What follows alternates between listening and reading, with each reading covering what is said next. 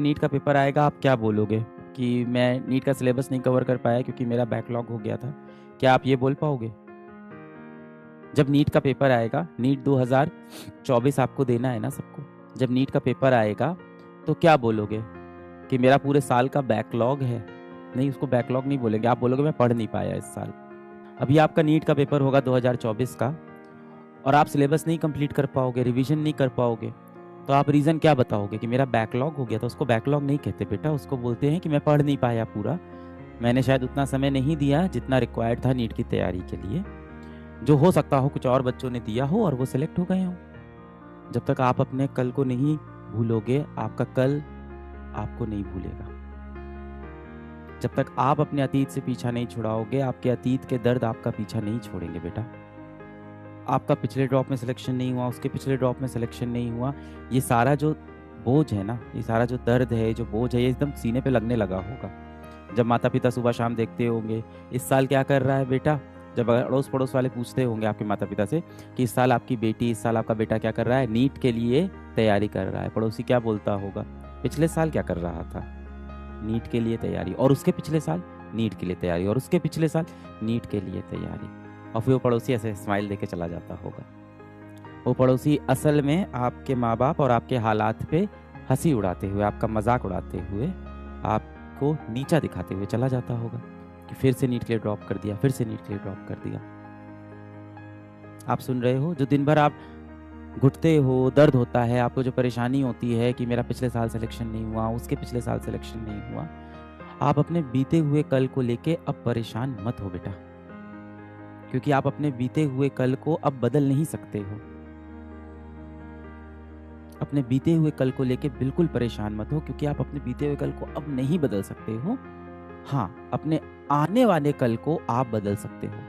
आने वाला कल आपके हाथ में है, आपकी मुट्ठी में है, उसको आप बदल सकते हो। और यदि आपके आने वाले कल में सफलता है, तो आपके बीते हुए कल में क्या हुआ ये कोई नहीं पूछेगा आपसे। कुछ गलतियां आपकी रही होंगी, कुछ गलतियां आपकी नहीं रही होंगी। कितने बच्चे ऐसे होंगे जिनकी ऐसा हो कि 2-3 महीने तबीयत ही खराब रह गई, हेल्थ प्रॉब्लम आ गई। किसी घर में ऐसा होगा कि शादी पड़ गई, किसी के यहाँ ऐसा होगा कि मेंटल उसको प्रॉब्लम हो गई। तो बहुत सी अलग अलग दुविधाएं होंगी, पर आप अपने कल के बारे में अब परेशान मत हो। एक बार बेटा आपने नीट निकाल लिया, या एक बार आपने अपना लक्ष्य पा लिया, जो भी आपके जीवन का लक्ष्य है, एक बार बेटा आप सफल हो गए ना, आपसे कोई नहीं पूछेगा कि आपके बीते हुए कल में आप क्यों असफल थे। तो अपने बीते हुए कल के ऊपर मिट्टी डालो, उसमें आप कुछ नहीं कर सकते। सुबह जल्दी उठ नहीं सकते,